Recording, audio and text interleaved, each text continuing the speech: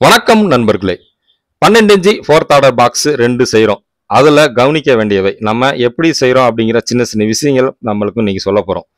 அறுக்கிறதுன்னு எடுத்துக்கிட்டீங்க அப்படின்னா நம்ம நார்மல் கை மிஷின் வச்சு மட்டமான இடங்களில் போட்டு அளவு எடுத்து அறுத்து தான் எடுத்து நம்ம செய்கிறோம். அடுத்து பாக்ஸுக்கு சென்டரில் சப்வூஃபர் வைக்கக்கூடிய ஏரியாவில் எம்டிஎஃப் பாக்ஸாக இருந்தால் எக்ஸ்ட்ரா ஒரு அரேஞ்சி பிளேயோட ஆட் பண்ணுறோம் கிரிப்பாக இருக்குங்கிறதுக்காண்டி.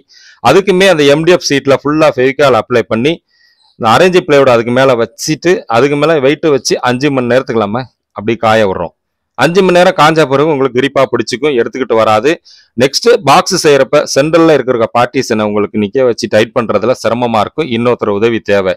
அதுக்கு நம்ம என்ன பண்ணுறோம் அப்படின்னா ஒரு அடி பார்ட்டிஷன் பிரிச்சுட்டு அதுக்கு இந்த பீஸை வச்சு 2 சைடு ஆணி அடிச்சிட்டிங்கன்னா அந்த பீஸ் தனியாக நின்றுக்கும்.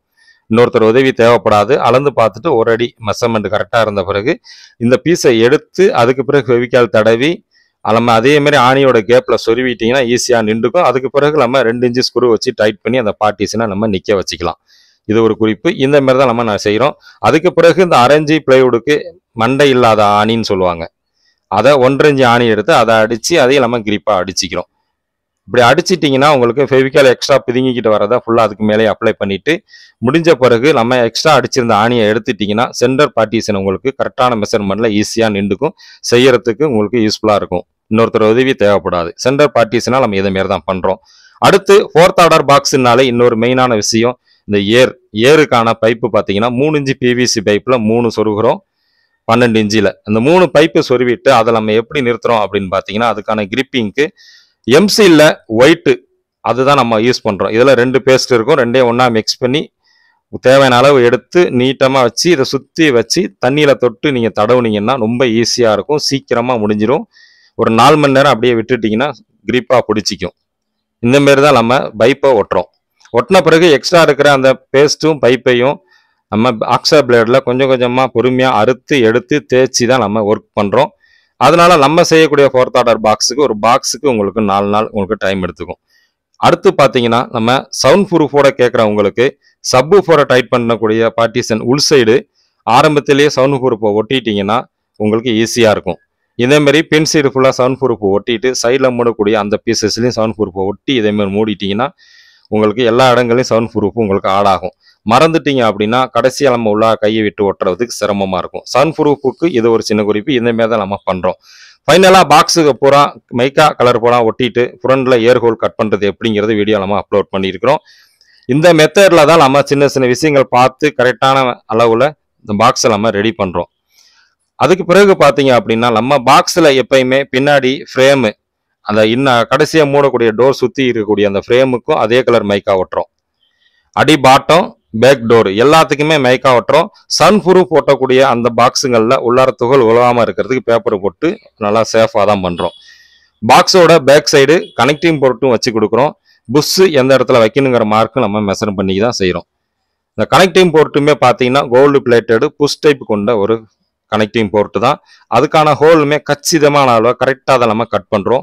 எக்ஸ்ட்ரா கட் பண்ணி உங்களுக்கு லூஸாக இருந்தாலும் ஏர் லீக்கேஜ் ஆகும். அதனால அதுக்கான கரெக்டான ஹோல் கட் பண்ணிவிட்டு அதுக்குமே ஒன் சைடு டேப்பு வச்சு அதை நம்ம ஃபைனல் பண்ணுறோம்.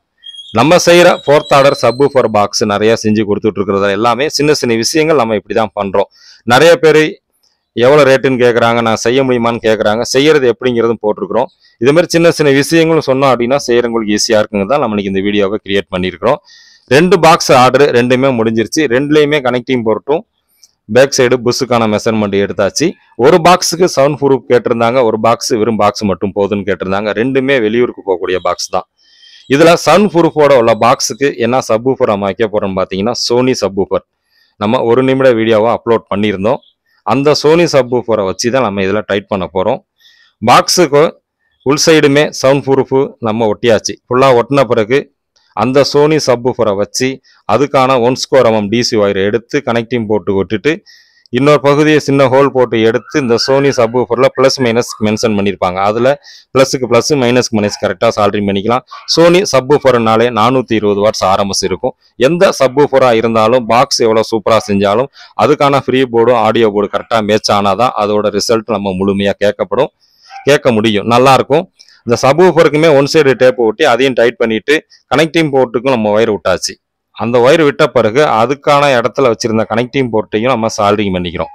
பொதுவாக நம்ம சால்டரிங் பண்ணுறப்ப அந்த சால்டரிங் பண்ணுறக்கூடிய ஏரியா எனாமல் கோட்டிங் இருந்துச்சுன்னா அதை ஒரு வாட்டி நீங்கள் தேய்ச்சிட்டு அதுக்கு பிறகு பேஸ்ட் அப்ளை பண்ணி கொஞ்சம் சால்டரிங் மேலே அப்ளை பண்ணிவிட்டு அதுக்கு பிறகு ஒயரை வச்சு சால்டரிங் பண்ணுறப்போ உங்களுக்கு எக்ஸ்ட்ரா பிடிக்கும், கிரிப்பாகவும் இருக்கும், லூஸ் கான்டாக்ட் ஆகாது. அதேமாரி நம்ம ஃபஸ்ட்டு சால்டரிங் பண்ணிவிட்டு தேவையான அளவுக்கு ஒயரை கட் பண்ணி சால்டரிங் பண்ணி அதுக்கு நம்ம ஸ்லீவ் போட்டுட்டு இந்த கனெக்டிங் போர்ட்டுக்குமே ஒன் சைடு டேப்பு போட்டு டைட் பண்ணி அது 4 ஸ்க்ரூ வச்சு நம்ம டைட் பண்ணிக்கிறோம். பாக்ஸு நம்ம செய்யக்கூடிய பாக்ஸுங்களில் சின்ன சின்ன விஷயங்கள் இந்த மாதிரி தான் நம்ம பண்ணுறோங்கிறத நம்ம உங்களுக்கு சொல்லிட்டு இருக்கிறேன்.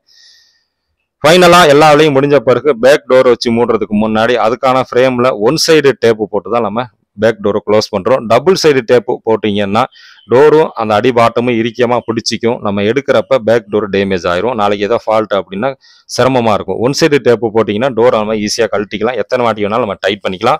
ஃபைனலாக பேக் டோர்லையுமே பார்த்தீங்கன்னா உள் சைடு கரெக்டாக அளந்து சன் ப்ரூஃபை போட்டுட்டு அதுக்கு பிறகு நம்ம இந்த டோரை வச்சுட்டு இந்த டோர் மூடுறதுக்குமே பார்த்தீங்கன்னா ஒரு சைடுக்கு 4 ஸ்க்ரூ 1.5 இன்ச் ஸ்க்ரூ சின்ன ஹோல் போட்டு 16 ஸ்க்ரூ போட்டு டைட் பண்ணிட்டு இந்த நம்ம ஃபிட் பண்ண சோனி சப்வூஃபர் இந்த பாக்ஸோட ஆடியோ டெஸ்ட் நம்ம ஆட் பண்ணியிருக்கிறோம். நம்ம வீட்டில் இருக்கிற டிஎஸ்பி வெர்ஷன் 3 ஆம்பிள்ஃபயர் இதுக்கான சப்வூஃபர்னு எடுத்துக்கிட்டிங்கன்னா சக்தி 4.3 130 வாட்ஸ் ஆர்எம்எஸ் கொண்டது. அதுல இருந்து தான் நம்ம ஆடியோ டெஸ்ட் போட்டிருக்கிறோம். எப்படி இருக்குன்னு கேட்டு பாருங்க.